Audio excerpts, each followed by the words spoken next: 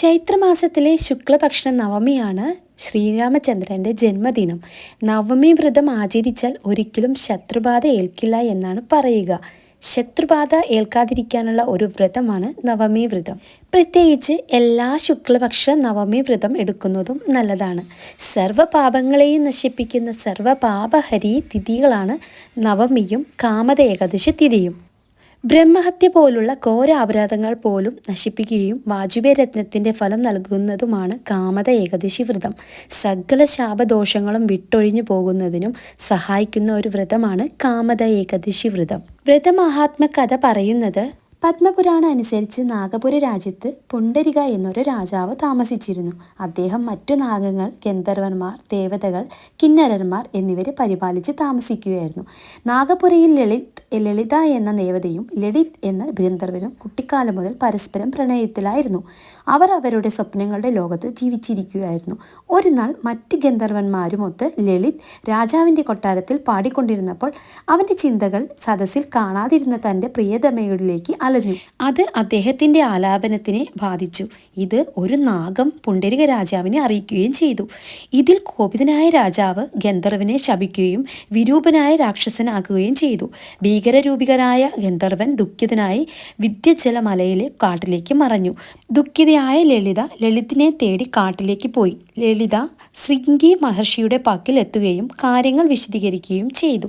മഹർഷി ശാപമോക്ഷത്തിനായി ഒരു ഉപായം നൽകി. ചൈത്രമാസത്തിലെ കാമത ഏകാദശി വ്രതം അനുഷ്ഠിക്കുന്നത് ശൃംഗി മഹർഷി ഉപദേശിച്ചത്. ലളിത് അദ്ദേഹത്തിൻ്റെ ഉപദേശം അനുസരിക്കുകയും മഹാവിഷ്ണുവിനെ പ്രാർത്ഥിക്കുകയും ചെയ്തു. ശേഷം ലളിത് തൻ്റെ യഥാർത്ഥ രൂപം തിരികെ ലഭിക്കുകയും ചെയ്തു. അന്ന് മുതൽ എല്ലാവരും കാമത ഏകാദശി വ്രതം അനുഷ്ഠിക്കുകയും ചെയ്യാൻ തുടങ്ങി. പ്രപഞ്ച സൃഷ്ടിയുടെ ആരംഭദിനം എന്ന് പറയുന്നത് ചൈത്രമാസത്തിലെ ശുക്ലപക്ഷത്തിലെ പ്രഥമബന്ധം മുതലാണ്, അതായത് നവരാത്രിയുടെ ആരംഭദിനം.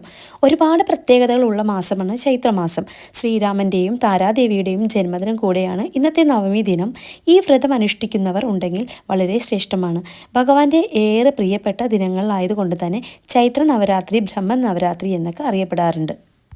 അപ്പോൾ ഏകാദശി തിഥി വരുന്നത് ഏപ്രിൽ 7 രാത്രി 8 മണി മുതൽ ഏപ്രിൽ 8 രാത്രി 9:12 വരെയാണ് കേട്ടോ. പാരണ വീടേണ്ട സമയം 2025 ഏപ്രിൽ 9 രാവിലെ 6:18 മുതൽ 8:15 വരെയാണ്. ഹരിവാസരം 2025 ഏപ്രിൽ 8 ഉച്ച കഴിഞ്ഞ് 2:55 മുതൽ ഏപ്രിൽ 9 പുലർച്ചെ 3:39 വരെയാണ്. ഹരിവാസര സമയത്ത് നമ്മൾ അഖണ്ഡ നാമജപം വളരെയേറെ പ്രാധാന്യമാണ് കേട്ടോ. ഹരിവാസനത്തിൽ ജലപാനം പോലും ഇല്ലാതെ അഖണ്ഡ നാമജപം വളരെ പുണ്യം ചെയ്യും. ഏകാദശിയുടെ അന്ന് തുളസിയില നുള്ളാൻ പാടുള്ളതല്ല. തലേ ദിവസം നമ്മൾ തുളസിയില എല്ലാം എടുത്ത് വെക്കുക, പൂജയ്ക്ക് എടുക്കാവുന്നതാണ്. ദശമിയുടെ അന്ന് ഒരിക്കൽ ഊണായിട്ട് വ്രതം എടുത്ത് ഏകാദശിയുടെ അന്ന് കഴിയുമ്പോൾ പൂർവ്വോപവാസത്തോടെ അല്ലാത്തവർ അവരവരുടെ ആരോഗ്യസ്ഥിതി അനുസരിച്ച് പഴങ്ങളോ അല്ലെങ്കിൽ ഫ്രൂട്ട്സോ അങ്ങനെയൊക്കെ പച്ചക്കറികളൊക്കെ കഴിച്ച് നമുക്ക് വ്രതം ആചരിക്കാവുന്നതാണ്. ഓരോരുത്തരുടെ ആരോഗ്യസ്ഥിതി അനുസരിച്ച് നമുക്ക് വ്രതം എടുക്കാവുന്നതാണ് കേട്ടോ. ഏകാദശി ദിവസം സ്നാനം നടത്തി ശുദ്ധമായ നല്ല വസ്ത്രങ്ങൾ ധരിച്ച് വിളക്ക് കത്തിച്ച് പ്രാർത്ഥിക്കുക. ഭക്തർ ക്ഷേത്രദർശനം നടത്തി പൂർണ്ണ ഭക്തിയോട് വ്രതം അനുഷ്ഠിക്കുകയും ചെയ്യുക. മഹാവിഷ്ണു ക്ഷേത്രത്തിൽ നെയ്വിളക്ക്, തുളസിയില മാല, മറ്റ് നിവേദ്യങ്ങളൊക്കെ സമർപ്പിക്കുക. സന്ധ്യയ്ക്ക് തുളസിത്തറയിലും ദീപം തെളിയിക്കുക. ഒപ്പം വിഷ്ണു സഹസ്രനാമം കീർത്തനങ്ങളൊക്കെ ജപിക്കുക. നാമജപവും സമർപ്പണവുമാണ് ഏറ്റവും പ്രാധാന്യമുള്ളത്. വിഷ്ണു ഭഗവാന് ഏറ്റവും പ്രിയപ്പെട്ട ഈ ഏകാദശി വ്രതം നിങ്ങൾ എല്ലാവരും ആചരിക്കുക. എല്ലാവർക്കും ആരോഗ്യ സൗഖ്യവും സമൃദ്ധവും ഉണ്ടാവട്ടെ എന്ന് ഞാൻ ഭഗവാനോട് പ്രാർത്ഥിക്കുന്നു. ഇന്നത്തെ വീഡിയോ എല്ലാവർക്കും ഇഷ്ടപ്പെട്ടെന്ന് വിചാരിക്കും. ഇഷ്ടപ്പെട്ടെങ്കിൽ എൻ്റെ നന്ദന എന്ന യൂട്യൂബ് ചാനൽ സബ്സ്ക്രൈബ് ചെയ്യാത്തവരൊന്ന് സബ്സ്ക്രൈബ് ചെയ്ത്, ഇഷ്ടപ്പെടാണെങ്കിൽ ഒന്ന് ലൈക്കും കമൻറ്റൊക്കെ ചെയ്തേക്കണേ. അപ്പോൾ അടുത്ത തവണ നമുക്ക് ഇതിലും നല്ല വീഡിയോയിൽ കാണാം. അതുവരെയ്ക്കും നന്ദി, നമസ്കാരം.